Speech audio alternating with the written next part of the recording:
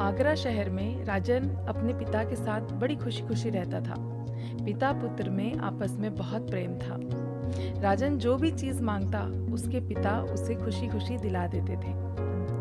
एक बार स्कूल जाते समय रास्ते पर पड़ने वाले कार शोरूम पर राजन को एक कार दिखाई दी। उसका दिल उस कार पर आ गया, लेकिन वह जानता था कि अभी उसके पिता इतने सक्षम नहीं हैं कि उसे वो कार दिला दें। इसलिए घर लौटकर वह अपने पिता से कहता है कि मैं अभी 12वीं में पढ़ता हूँ, लेकिन जिस साल मैं ग्रेजुएशन कंप्लीट करूँगा उस साल आप मुझे वो कार दिला कर देंगे।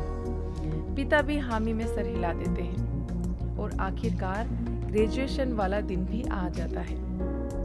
जब राजन अपने पिता के पास जाता है तो उसके पिता उसे एक छोटा सा डब्बा गिफ्ट करते हैं। राजन को बड़ा गुस्सा आता है कि मैंने तो कार मांगी थी और पिताजी मुझे ये छोटा सा डिब्बा गिफ्ट कर रहे हैं, पर फिर भी इस डिब्बे में क्या है ऐसा सोचकर वह उस डब्बे को खोलता है।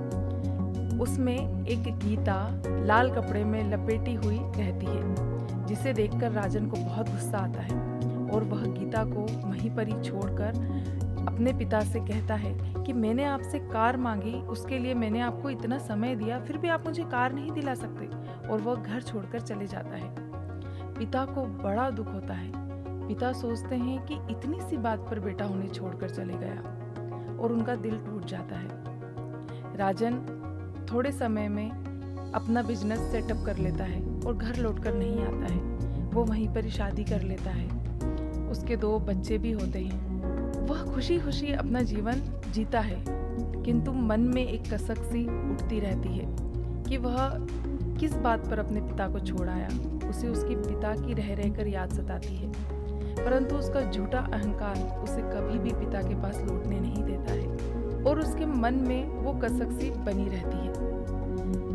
एक दिन जब वह सोचता है कि क्यों ना मैं जाकर पिता से मिल लूं और उनसे माफी मांग लूं, तभी उसे एक खत मिलता है जिसमें लिखा रहता है कि उसके पिता की मृत्यु हो गई है और उन्होंने अपनी सारी जमीन जायदाद घर दौलत राजन के नाम कर दी है। ये सुनकर राजन को बड़ा दुख होता है।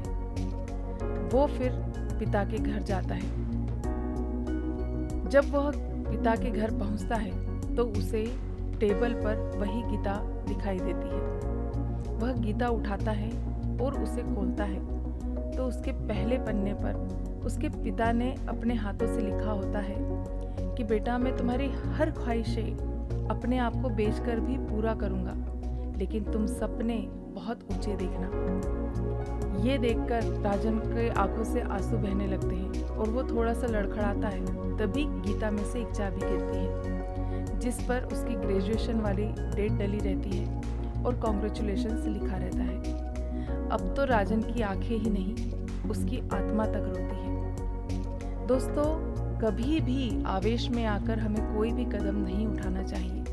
किसी को गलत समझने के लिए और कोई भी गलती करने के लिए केवल एक ही लम्हा चाहिए रहता है, किंतु उस गलती को सुधारने के लिए पूरी जिंदगी कम पड़ जाती है और कभी कभी तो जिंदगी हमें उस गलती को सुधारने का मौका भी नहीं देती है।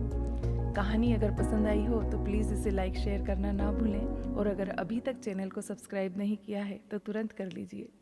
राधे राधे।